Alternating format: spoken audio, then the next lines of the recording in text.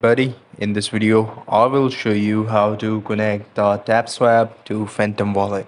For that, the process is very easy. In order to do so, all you have to do is to go to the task button on the bottom of the screen. Just go and tap on it.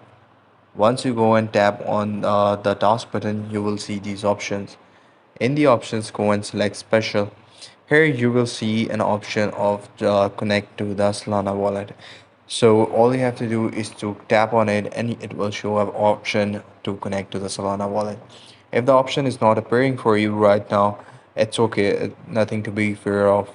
Actually, Tapswap keep updating their task on daily basis. For all you have to do is to wait for the next day to make sure that the task appears in your special, and if it appears, all you have to do is to tap on it and you will see that the option will appear up where you can simply connect it.